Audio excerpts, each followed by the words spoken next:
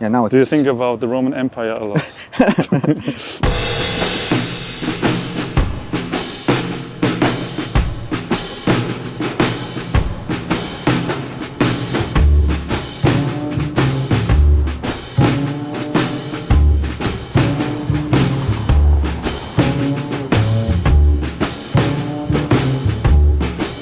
Okay, let's go!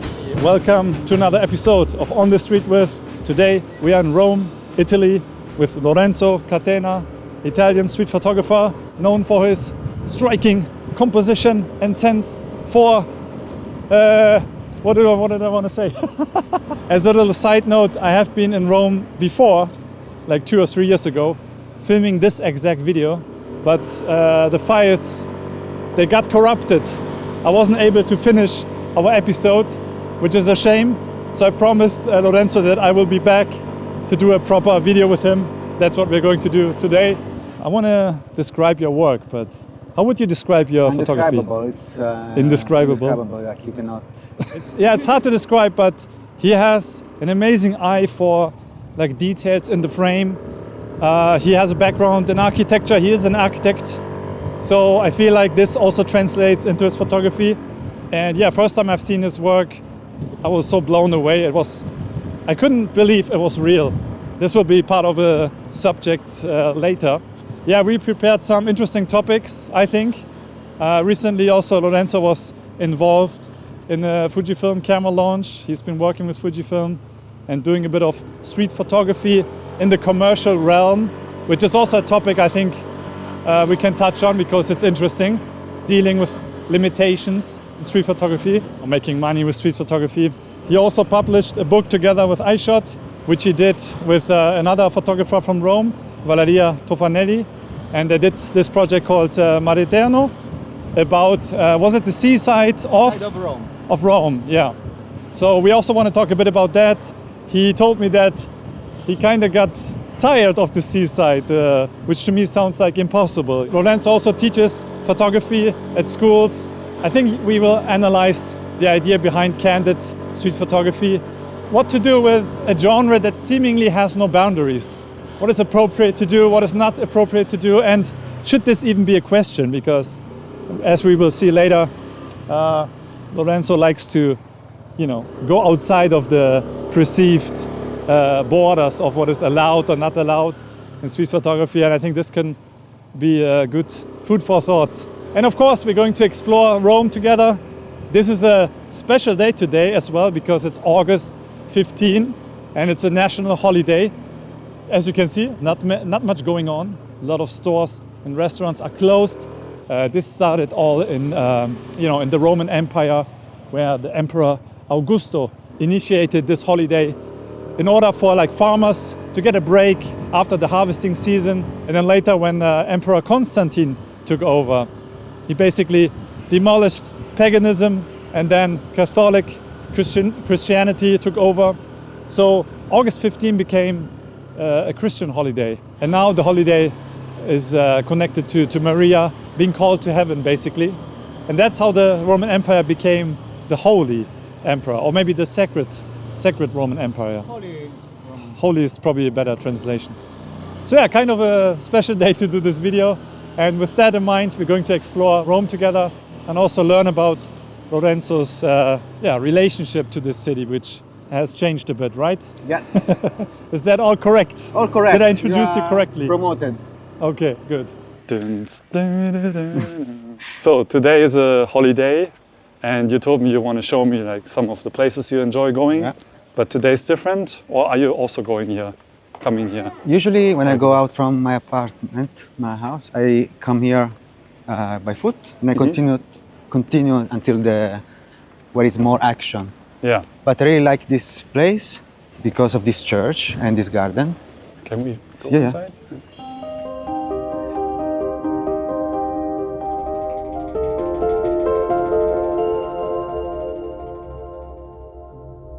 You can do some church photography here.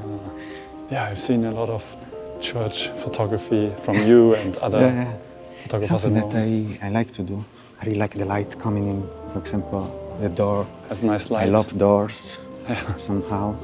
I something see, yeah, just- you have like negative space, it's completely black on your screen.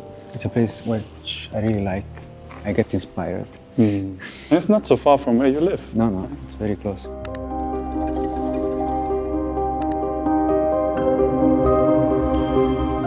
You got it? Kind of. It's not perfect, so it's not up to my standard. I mean, I would work, but just to have the Only concept. 2 layers, you need 3 or 4 or 5. No, I mean, this is not. Like, Yeah, it's not the perfect position. So you have to be patient. It's something that I really stress about this kind of street photography. It's not something that you hunt people, no? But you kind of, I choose a pick place, which I believe it's potential, and I wait. So it's very boring, probably approach to photography, to street photography. Yeah, I often also do it because sometimes you need time. Yeah. I got this one. It's not perfect like I wanted, but just to give idea to your audience. I try to have one story here and one story here. This is not good because I would prefer a better subject here and a more prominent figure within the door. Let's talk a bit about your background, how you started street photography. I know you're an architect. I know this has played a role, but explain it, please. Yeah, so basically, since I started architecture, I had to face like imagining how space will come into place. You know? Also take into consideration how people will interact with the space itself. This influenced me a lot into the way I took picture. That can be also a downside because if you only give priority to architecture, then you're becoming more urban photographer, I don't know. So it's a sweet spot, a scale, and a compromise that I do with myself. So I didn't think that I was capable of taking picture or good picture. But then I followed for one day architectural photographer. His name is Simone Bossi. It's very good. It's very, very good. Okay. And he was taking the photos of a building that I designed together with my studio. And I followed him all day and I couldn't imagine the photo that the results. But when I saw the results, they were so metaphysic, they were so interesting. And this got me into saying, oh, I want to do something like so cool, like he did. And so I came home and I searched into my library, like my old Coolpix camera, I don't remember. I found it, and from that day on, I brought it always with me at work. So in the lunch breaks or when I go to work in the morning, when I go back home, I will have the camera with me always. But I started from an architectural point of view, so I was focused only about the buildings. I didn't like people in my frame. Okay. How did this change then? Because now people are clearly I part of found the it boring. And so I started to include people in it. You know, like maybe like a little bit in an Instagram fashion of early 2015, something like that. And then I zoom in always even more into the people in it. So the focus now it's people living the urban environment. And there are two paintings that I think give justice to what I'm saying. One is from an anonymous painting called Città Ideale that will appear here. I think you're talking about the ones you showed me this morning, yeah? Yeah, they are good examples. And the other one is from Perugino, and it's called La Consegna delle Chiavi. Basically it's Jesus delivering the keys to St. Peter's Basilica that you saw yesterday. So in these two artworks, we can see one it's empty without people. It's called the ideal city, basically. And the other one is full of people, but the people are layered in a way that I bring with me constantly. Like, so we have the foreground, the middle ground, the background. And it's something that you can see in some of my photos that maybe you can show. And it's something that I strive, no? Yeah, you strive towards. Towards, yeah. They are within me as a unconscious reference that I bring with me. And it's also I have other reference like from the cinema, other artists, other paintings. But these two really significant because for me they define a moment in time in which my life changed. And maybe there is this other artwork. It's called from Piero della Francesca, which is Flagellazione di Cristo, which is flagellation of Christ. I don't know if it makes sense in English. In which you have clearly a single frame, horizontal frame, but you have two stories. Yeah. One on the right and one on the left. So this also had an influence. I like to cite this as an influence of how I perceive the scene. So left eye, right eye, two vertical photos in one horizontal frame, two stories in one, and you can see this artwork has two stories, one on the left, which is the main one that gives the title. The most important one is Jesus Christ being harmed by people, and on the right you have complete people standing like passerbys, don't give a shit about what's happening on the background. And yeah, that's it, I think. Do you have any photography influences? So now we talked about painting, but what were the first photographers? Plenty. Yeah. So for sure, Alex Webb. Yeah. Already, everybody loves him. Then we have Eric Graillet, Joe Meyerowitz.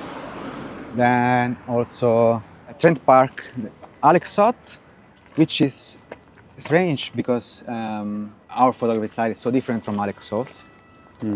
But how he talks about photography really inspires me.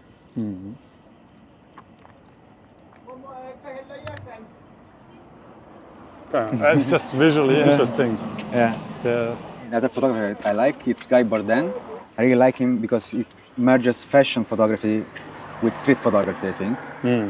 And then Trent Park for sure, and Martin Park, and I think that's it.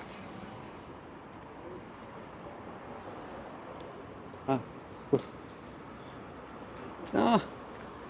Mi piaceva come stavi. Ma non facevo le foto a te, eh?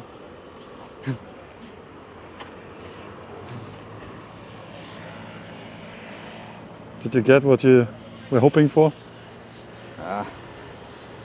Kind of, but the people on the background, they are all with the smartphone.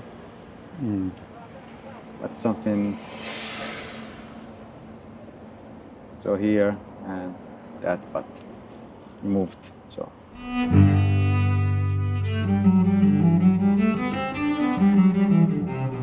So what is this place called? Oh, this is Circo Massimo. Circo Massimo. Yeah, basically it was a stadium. We are working on the On a stadium. where the people used to sit. Yeah. Yeah. Oh, okay. I thought maybe a river or something went through They here. will allow the water to come in, and they will do occasionally fights with the boats. Okay. Yeah. Do you think about the Roman Empire a lot? Not really. Do you? Also not really.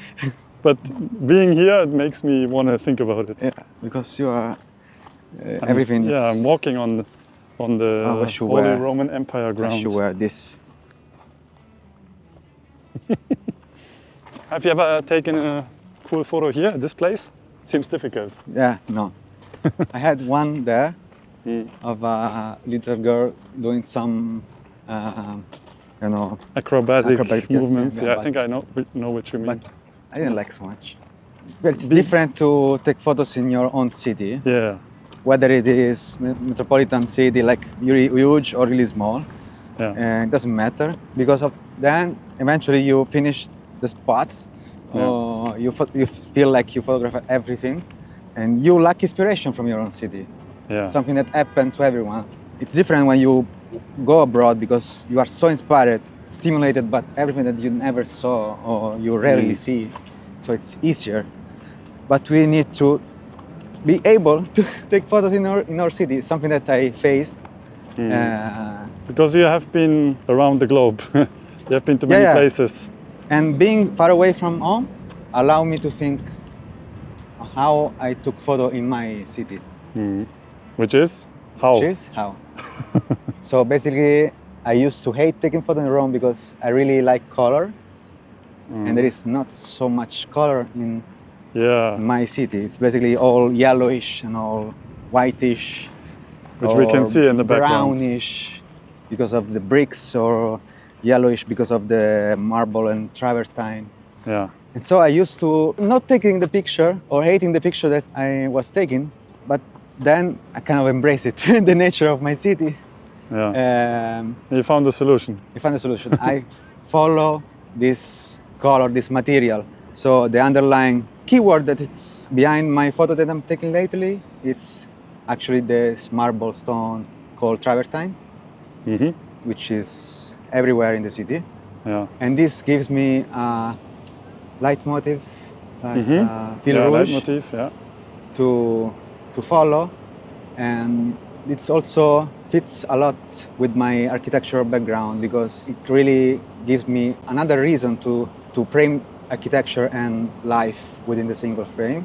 It gave me again some fuel in my photography in my city, and this is a lifetime project, so it's not going to end really soon, and this is what I like.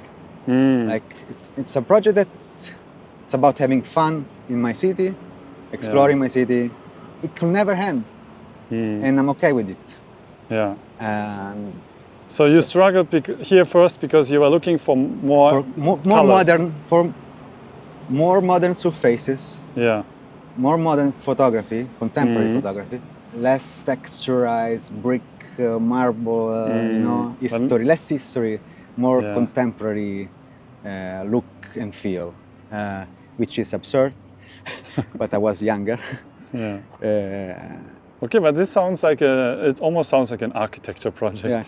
But you're doing it in your street photography style, and yeah, it sounds good because you are basically able to continue taking photos here, but you have a vision for what it all is going to be at the end. Yeah. About the material that is being used here a lot. Yeah. So also, when I started, I was comparing myself with international street photography. So I wanted to take the photo that they were taking, basically 2015, 16, and so I was searching in Rome some spaces that didn't look like Rome. So basically, you couldn't see or you couldn't tell that I was taking photos in Rome, and this is absurd. Of course, I stopped myself. So you're looking for sense. something that really looks like Rome now, here in Rome? Now, yeah. Because you can do the other photography overseas or somewhere else. Especially now, I don't know if you want to touch base on AI. Like, it's so important, the context. I can tell every little places of Rome, like, I don't know if it's true or not, basically, no?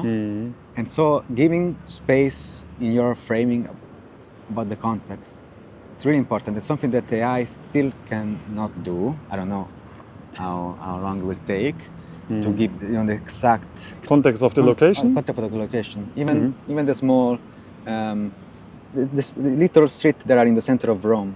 If you generate an image with AI, I could tell that it's not here. Real in Rome.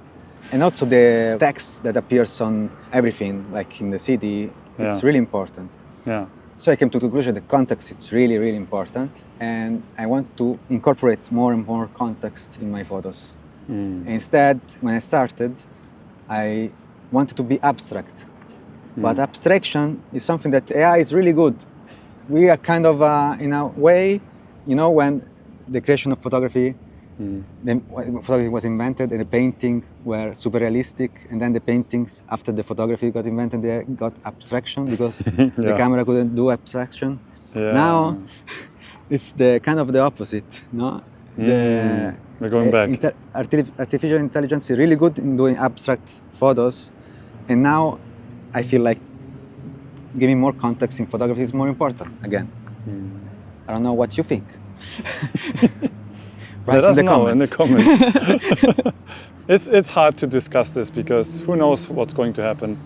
I also agree context is important, But depends what you want to, tell. what the story you want to tell. If it's about Rome, context is very important for you because you're here. And if it's about the feeling, emotional state, maybe context of the location is not that important. Yeah. But it depends, it depends.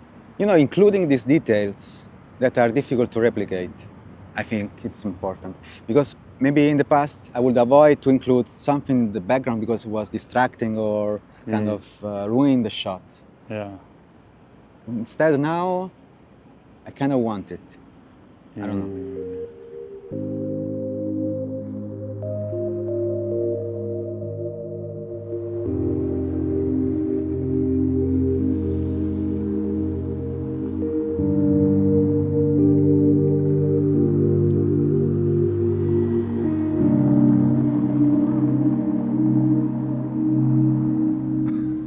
Yeah, here I took a photo in the past that I really liked. It was kind of a juxtaposition of the lion which is smoking and somebody down here that was kind of smoking as well. Okay, I didn't see the lion smoking. Yeah.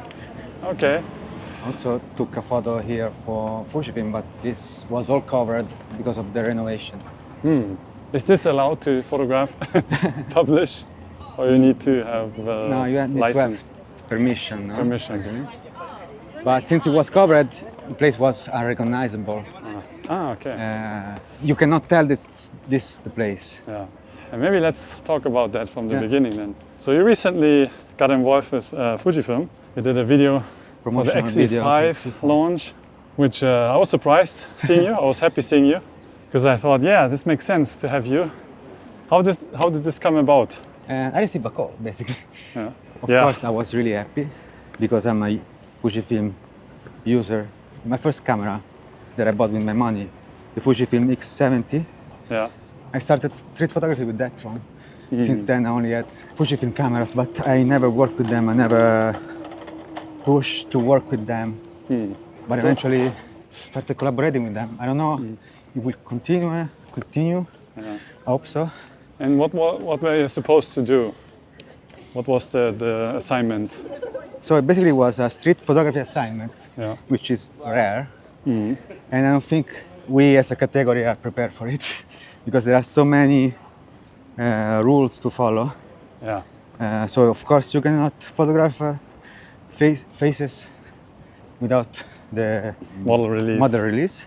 Yeah. See, like, Oh. possiamo entrare? Ciao.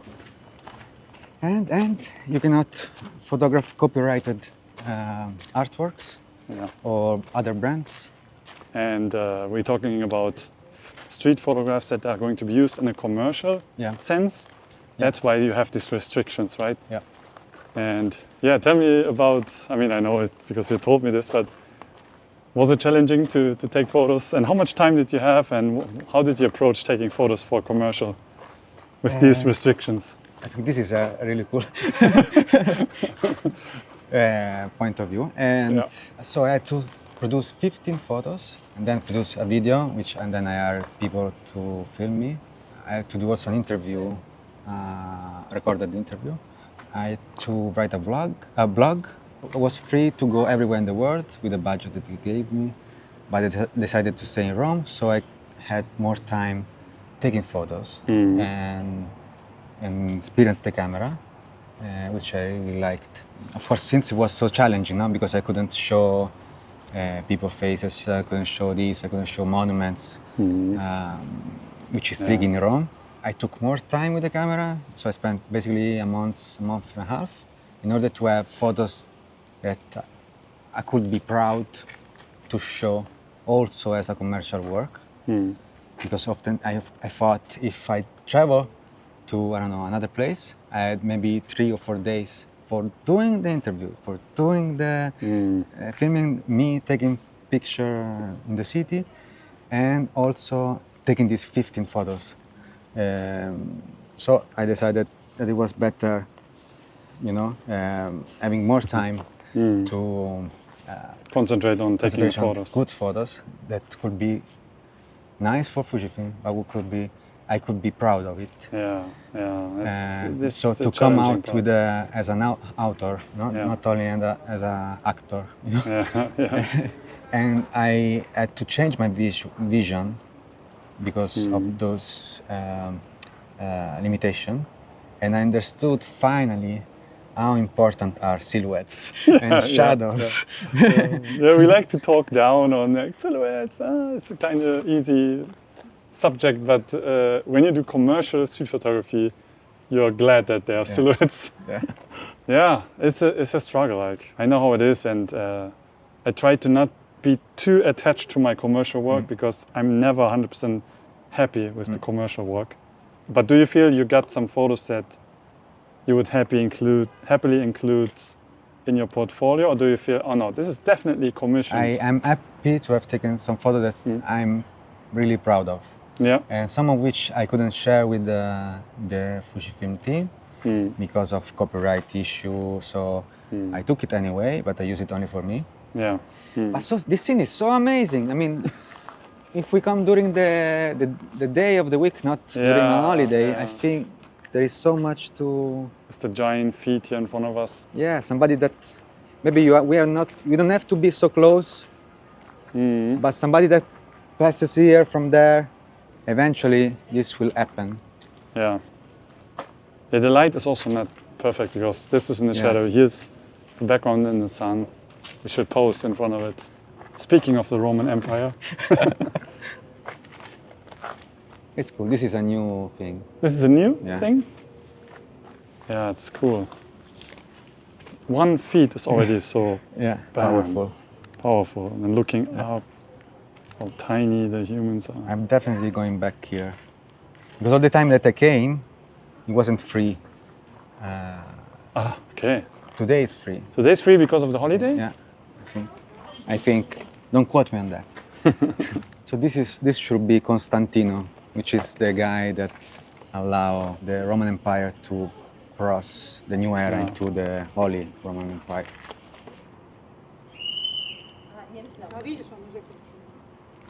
He did the beep because they're not allowed to touch.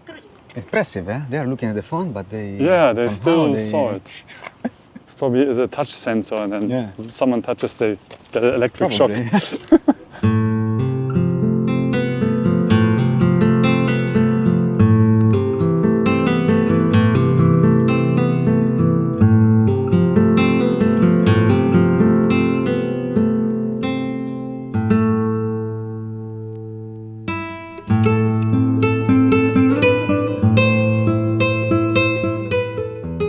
Talk to me about the Eyeshot book, Mareterno. What is it about? The project started before COVID. At first, me and Valeria, we wanted to approach the seaside of Rome with a street photography approach. Just going there and without any particular goal, photographing this seaside with a street photography approach. But then COVID happened, so we have time to reflect on what we were about to do. Also, the world changed. Everybody wear masks, and we had the opportunity to study a little bit. We were influenced by Alex Soff, not the way he photographs, but his stories, and how he approached people, how to take portrait of people, and how to build a story with our photos. And so we kind of experimented a little bit. So at the end, it was a hybrid approach of street photography and portraits. And I think something really interesting came out from it. So in this stretch of land, which is the beginning or the end of the city of Rome, we were able to tell stories about the people that call it home every day, and the people that is there just for tourism, and people that had no other place that to live there, because Ostia is also a very complicated territory. It's often time linked with mafia or bad kind of people. And we wanted to see if this was also true. And we didn't have any issue there, luckily. And we met amazing people. It was a very nice experience. So Ostia, it's kind of a matryoshka. Do you know matryoshka? What matryoshka is? The little doll Oh inside. yeah, doll. with dolls inside. Yeah. Because people from Ostia, they don't feel part of Rome. Ah, okay. Roman people, they don't know oftentimes that Ostia it's part of the city. And the people from another part of Ostia, which is called Idroscalo, they say, I'm going to Ostia. So it's also a scale perception and the link between the city and the city within a city, which is Ostia. And the people from Idroscalo, they live in a very particular condition because they built their houses themselves, and oftentimes it's not recognized by Rome. And the title Mareterno means eternal sea, which just because basically the city of Rome is known as Eternal City. So we did a play of words. I call it Eternal Sea. Ah, okay, yeah, I understand. How often did you two go to the sea? Did you also go together all the time? Yeah, most of the time we went together. Also because of this fear of, I don't know what we will meet, who will meet. It's safer to go together. It was a matter of accountability. So if you go, I will go. Yeah. Motivation. To do it. And then also, it takes time to go there, at least 50 minutes with car. So it's not close to where we live. So it was also a good way to go together and with one car instead of two. Before we knew that we won the competition of Eyeshot, I would say that we will go once a week. But after winning the competition with Eyeshot, we went basically three times a week. Yeah.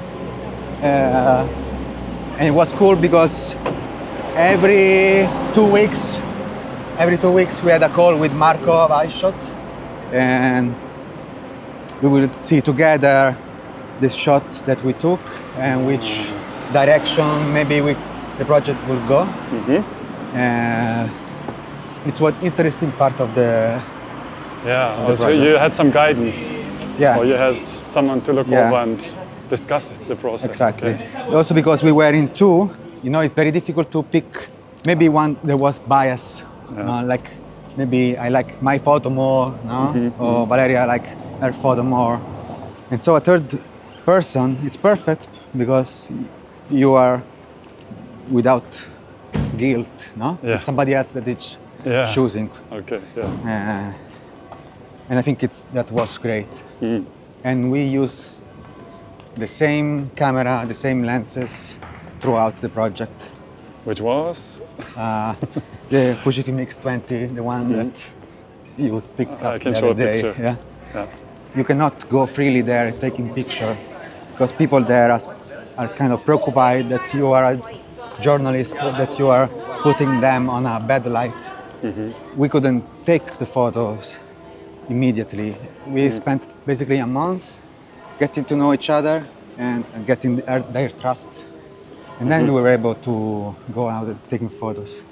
And also in that case, we have to collect all the signature from the people and the minors, in case of minors, the parents. And we did.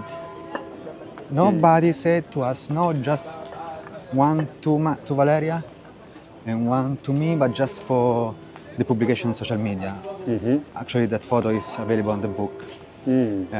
So it's really... So people are more okay if it's in the book because than social media. We were approaching people like already with the truth, which was we are carrying a project about this part of Rome, and we want to take photos of people living it. Most of the time they were happy. I don't know about the result, but they were happy to us taking photos of them. Yeah. And I was really surprised. Maybe because in the seaside people are more relaxed instead of the city, but it was very difficult to receive a no. Did you have to adjust your shooting style to the environment or not so much? Because no buildings, right? Yeah, no Almost buildings. no buildings in the I background. had different approaches. The time of the year which we liked the most was winter or autumn, where there were very few people, but you get this fantastic atmosphere. Atmosphere is a good word for it, because I remember the photos now, I see the photos, and yeah, great atmosphere a lot of the times. And a funny story again is when was the period that we have to kind of decide the name of the book. Yeah. Casually, I read my horoscope. I don't know how to tell in English. With all the signs of the star signs. Yeah. And there was this phrase like, call your book Mareterno. No. Like you are in a situation in which the French people call it entrechat and loup, which means basically, I don't know if I'm butchering the name probably. You don't know if the figure at the horizon is a dog or a wolf, no? Because of the condition of lighting. And I said we should call the book like this because it's the time of the day we are taking the photos. It's something that relates to Ostia, which you don't know if it's Ostia or it's Rome, or it's so on so many levels resonate with what we were doing. Yeah. But then I discovered that Entrechat and Loup is a photo project of Joel Meyerowitz, done at the seaside. And the photo of that project I really liked and really influenced our work. Before we knew about it, we didn't know that project, but after we knew it, we also pushed a little bit on that language, which is more atmospheric, less people. Okay. But going back to your question, why did we come here, man? yeah, we have The to most go, touristy place. there. Welcome to, what's a fountain again? Fontana di Trevi. Even though today is a holiday, this is probably a much less crowded version than outside the whole holiday, right? Yes. You wanted to take some photos here? I don't know, I really like the dress of this lady. Oh yeah. And she's picking the eyebrows of her husband, probably.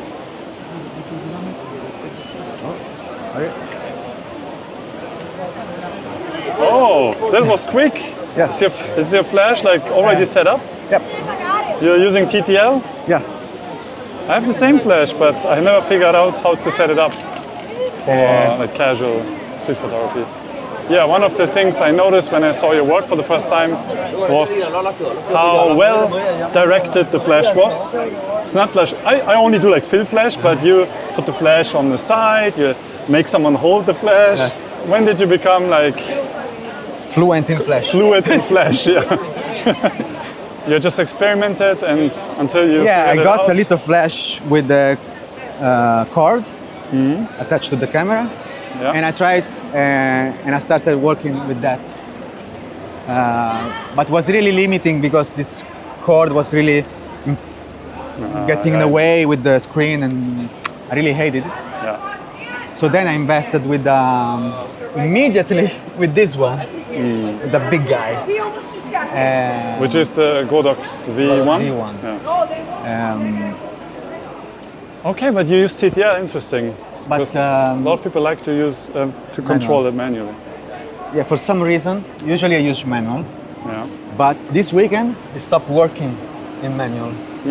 So I found I a don't way. even know how to set this camera, this flash up for manual controlling. It's always for me TTL. Yeah, I started to use it for the project in the south of Italy, in Calabria, called Comitiva, with all these macho men and super. Yeah. These were one of the yeah. first photos I saw. Yeah. Outside the ones where you became a finalist or won some And contest. then experimented with the position, using off camera most of the time, opposite ways on which the sun comes. So you have the rim light, Yeah. and then you have your fill light. You have. It seems like you have two lights, no? Yeah, that's why the photos feel so much like fashion photography. Yeah. But this particular project or series you did with the group at the beach, Yeah. I always thought that these are maybe not candid, maybe you got to know these people as you did, Yeah. but you actually made them pose for you in certain ways so to get a more complex layered photo. But tell me the approach. So the approach what is, did you do? maybe we can show some photo when we Yeah, of talk course. now. Already did probably. So basically, after work, because I work during August period, but around 4 or 5, I can go out and take photos. And I decided to go around, take photos on the beach, and I saw this group of people with really nice bodies, and approached them. Basically, hi guys, can I take a photo of you? This is what I do. I showed them the picture that I did for other projects, Yeah. and they were super happy, and they were so they wanted to take photo more than me. And if I wasn't happy with something, they would, I don't know. They will make sure that you get what you want. Yeah. Nice. So it was a kind of complicity in this. And it's the first time that I experienced it, this kind of complicity, Collaboration. yeah. With And a stranger. They strangers. pushed me. Yeah. But the first approach was, hey guys, can I take a photo of you? And I took a photo of them. And they were posing too much. Yeah. I mean, it wasn't good. But then I pushed. It's kind of something within me that I didn't know to have, like portraiting people. I really had fun with them. And I made some portraits that I really like. They are not, of course, they are not street photography. They are not candid. But in a way, you can see the background. You can see my background is, of course, street photography. And you can kind of smell a little bit, but it's not, because also maybe they did something in front of me.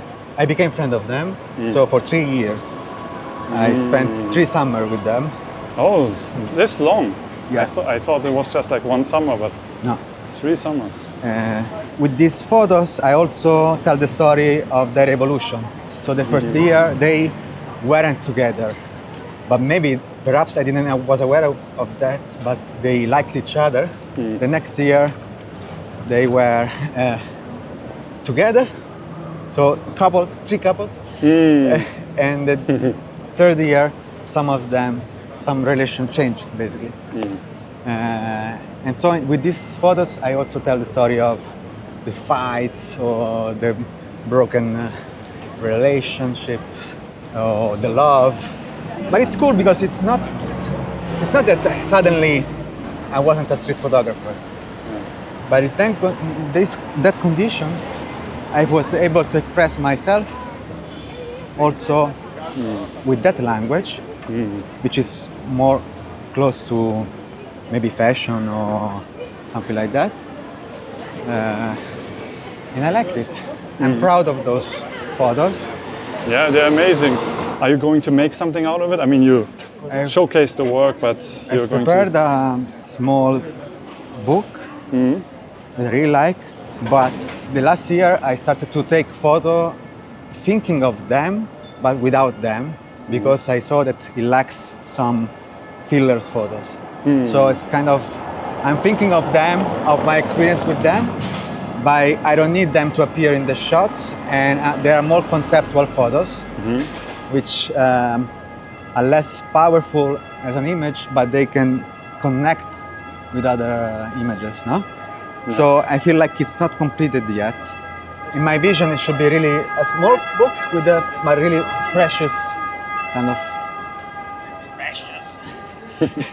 Because oftentimes we end up taking photo of the same thing over and over again. Yeah.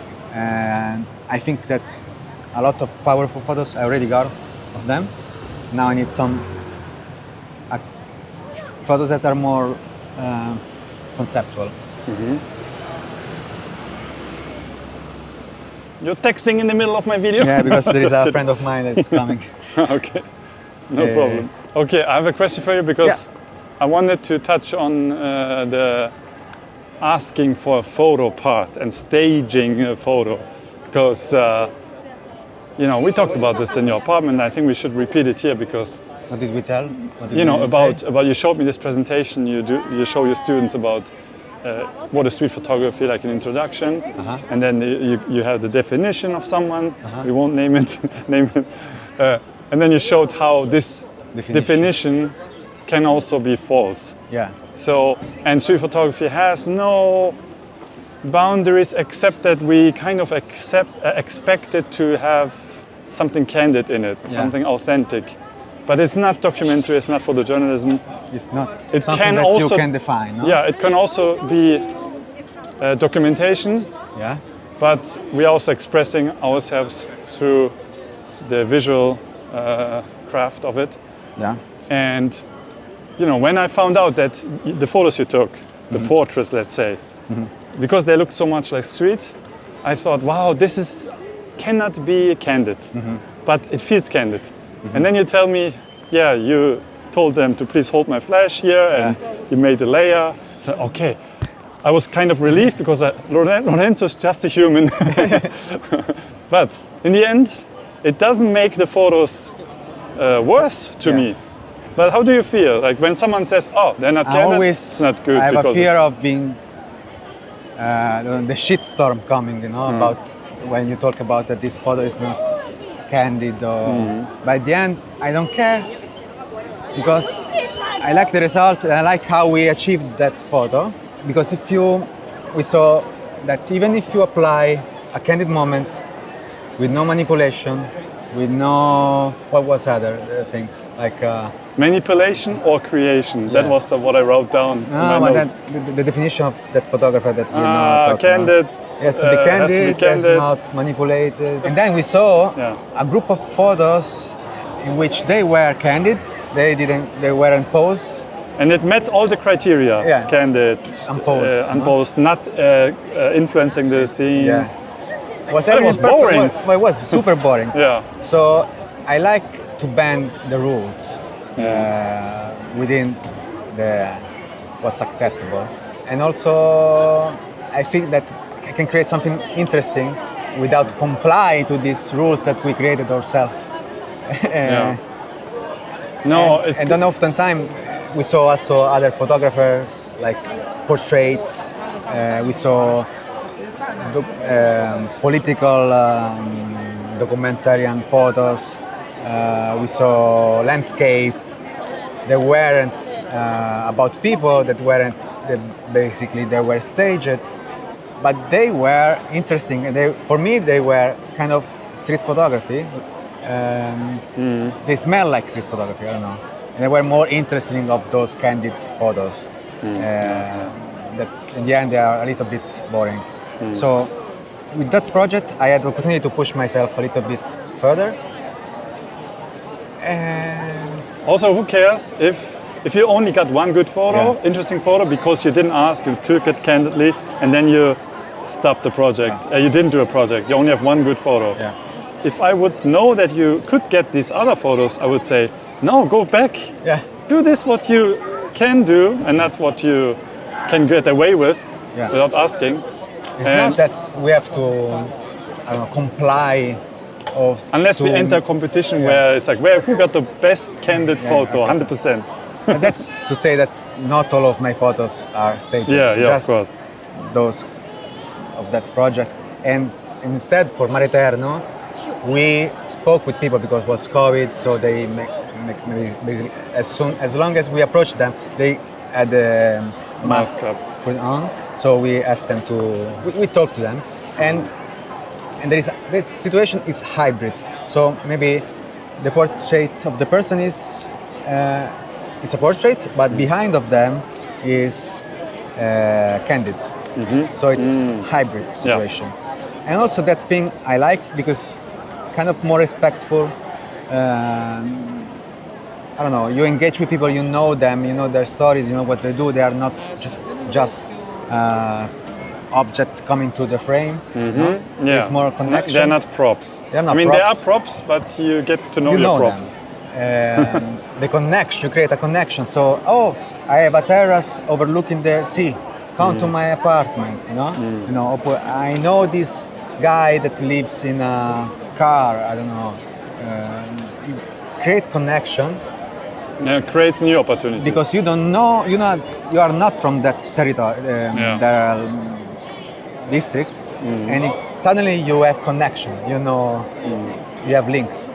So part of the project is to get these links that you don't have, and how to open other doors.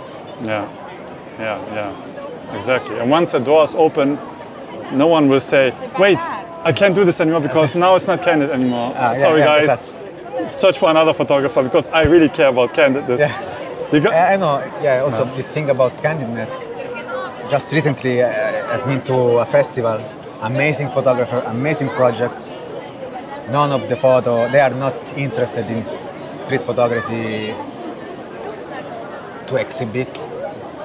They are interested in the project, in the story. They don't care about if it's candid or not candid. it's hard to take good candid photos, so Yeah, the it's moment difficult. that moment also that you, and don't think that once you stop a person, you got the photo, because you have maybe to work even more, because as soon as you stop, then they do like this, they pose, they do the leg. And I think a lot of people would be surprised how many good photos, or photos that feel very Candid. intimate, intense, but candid, are not the first shot, right? Yeah. And I really like the idea of making your presence as a photographer known to your environment, so that you have the permission to work more intimate. Yeah. And then it's still candid, the results. And I want to shout out here Dante Sissofo, because he posted a really good video essay about why asking for permission first is actually beneficial for street photography. And he kind of criticized, the notion or the rule we have as street photographers that we cannot ask for permission because it's not candid anymore, which is true, but it doesn't mean that the candid nature of your photograph is completely gone. You can ask, right? Yeah, and you then can find a moment of candidness. Exactly, yeah. Kind of candidness of the pose, of the relaxation, of what makes the photo good, Yeah, because it's not easy yeah. to achieve that. And Because- I know for a fact, I would have gotten better photos of certain situations if I would have, how do you say? interact. If I would have swallowed my pride and just tried to interact and get another chance. So That- now that this hurts, because I know now I'm doing it more often, like asking or hanging out, and I know it will result in better photos most of the times. That being So- said, nowadays I try to have fun, and I try not to ask for permission anymore, because Because it's now also an effort, a kind challenge of. First of all, your heart really goes fast. Then you have to make them send the photo, get the approval of the photo, basically, and maybe make them sign if you're doing a book or a publication. It's more work. It's paperwork. For the moment, I'm back to not taking portraits, but I think that it's not going to last long. Oh yeah, I remember being here in summer with Dante, having the best day of my life as a street photographer. With better And light. With better light. Yeah, the light was amazing. But there was actually the same amount of people. Yeah, there were so many layers up and down, people taking photos. Oh. Speaking of candidness in street photography, you said Alex Webb influence, Yeah. and he gets these amazing complex layers, and it's super hard to replicate that. So he has respect, of course, because of that. Not only that, I don't want to reduce him to just layers. He also knows how to balance the colors. We also know, this is a little bit of a assumption, but I think I heard it from some sources, trustable sources, that he also sometimes would tell someone to not move, because he needs a person to be in the frame. Maybe he even directs people, but like a little bit of a, can you please stand there, okay? Yeah. Because you need a little detail in the frame. That doesn't make him Bad. less of a photographer, Or you know? less of a street photographer. he ever defined himself as a street Yeah. photographer. So nobody goes after Alex Webb on social media and say, was this candid? Was this posed? Or did you use flash? Or what camera did you use? He will never reply. And it's And also most from- of his photos are on film. It adds a level of layer of trustability, right? Trust. I can't speak. Oh, this could be cool on a 360 camera here. Yeah, and yeah, most of his famous photos are shot on film. Yeah. So that adds another layer of trust. They're like, Yeah. it must be 100% candid because it's film. For sure, 100%. But you true. see the contact sheets, when you have the Magnum contact Yeah. sheets book, I think there's also some Alex Webb work. I have it. I didn't notice that. But No? I didn't notice. Yeah, we need to double check. But for sure, We love you, Alex Webb. Yeah. So we don't know if he ever interacted with the person or staged some shot, but I don't care. Yeah, yeah. Oftentimes there is this street photography police, I would say, going after people. Photography police. Yeah.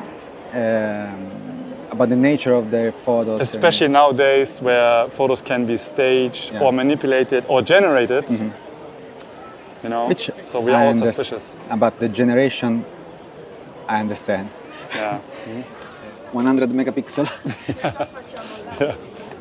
So do you crop a lot with that I don't know. GFX 100 RF, It's right? the first time that I have it. It's on loan from Oh, this is a Fujifilm. Or did you spot. buy it? It's No. on loan. And this is a how do you spot I like it? want to- It's probably perfect for your photography. Yes. To use flash and stop down anyways. I think I started with the 28mm, the Fuji X70. So they kind of make us X70 on steroid now. Yeah, With yeah. 100 megapixel. Yeah. So we were asking just for a X72 Mark II, but they came out with With this. with this, which is cool because you can crop and still preserve the quality. Yeah. So do you, I know the answer, but I want to talk about this here because it's also interesting to me. Do you bring a camera every time you go out? No. No. No. Why? Why? Because I feel like I bring the when you see me with the camera, it means that Business. I mean business. Kind of. I'm serious about what I'm doing, Yeah. and bringing the camera all the time with me. It never worked so much. It seems more of a photography jewelry on the neck, but then oftentimes I don't use it. But when I take the time, this is probably, Yeah, because you told me that you also don't document, yeah, right? And that's, I think, a key word in this conversation because I always have a camera with me, of course. This video is not sponsored by Rico. Because I like to document, and I asked you, like, how many photos do you have of your wife? And you showed me photos she took of you, which is funny because I take all the photos of my family, but they never take photos of me. yeah, So I document a lot. So I find it interesting that you don't bring a camera when you're not seriously out to take photos. Because I would be scared to miss an opportunity that might show up. I can understand why you do it because you told me you I use the phone a lot for documenting Yeah. my life. I use the phone. But when you have out with your camera, you are focused, right? Yeah. And you want to be really focused. Yeah, And when you're out with friends or your wife, you cannot focus. exactly. So it's more of a burden to bring a Yeah. camera because it's in your way, because you can't focus. Yeah. Well, I will cut it here and we will show you photos if Lorenzo got some cool photos here.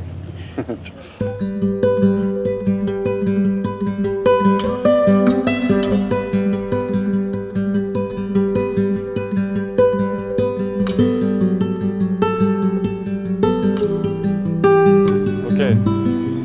Oh, nice car. Yeah. Get a photo with this. Quick.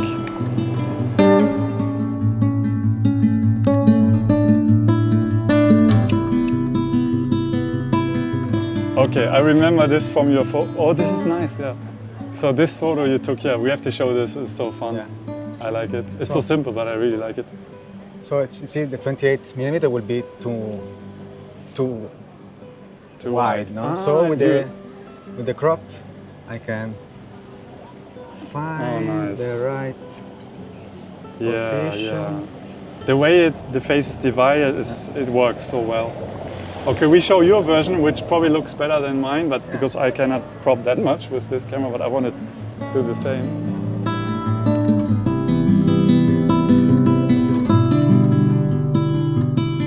It's so strange because there's only one problem, which even though the background is in focus, the print is so bad quality that it's kind of... You have to do manual focus then. No, what I can do is snap focus. I mean the photo itself, it's out of focus, you know? Ah, okay. Because it's low quality. Yeah, I see. Kanpai, chin chin. Kanpai, chin chin. Salute. Salute. Okay, Lorenzo. Finally. It was a long day. We deserve this. We deserve this, yeah. Let's do a rapid fire question answer thing.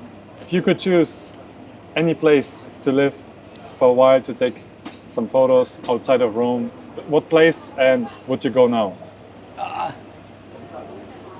This is a difficult question. The first thing you have in your mind. Okay. Bam. First thing. Thailand. Yes, I will go now. Thailand? Yes. Okay. I didn't expect that answer. This is kind of a thing I saw on the Leica Instagram. Carefully composed photo okay. or decisive moment? I think there should be a combination of both. Good answer. There's carefully composed photo can be boring, only a subject. I'm not so much of a... No, this wasn't a subject, it was a decisive moment. Too long, bro. Yeah, no, both. Both, okay, both. Good. Okay, why color? Yeah, because I feel like I always try to do black and white, but I feel something is missing. I need color. I think I'm good in taking photo with color. I can kind of manage it. I'm able to manage color photography. Mm-hmm. I feel something is missing when I take photos in black and white. Okay, fair enough. Fujifilm or Ricoh? Just kidding. Just kidding. Beer or wine? Beer. Gin tonic. Italian food or French food? Italian food. Thai food. Thai food, okay. Pizza or pasta? Pasta.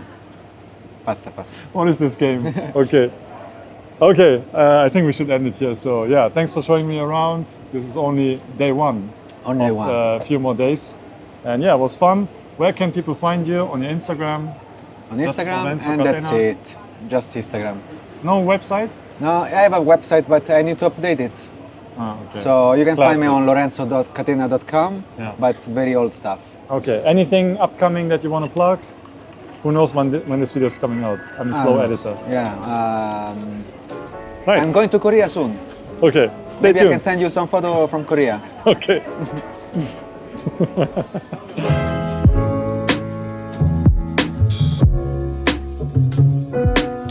Yeah.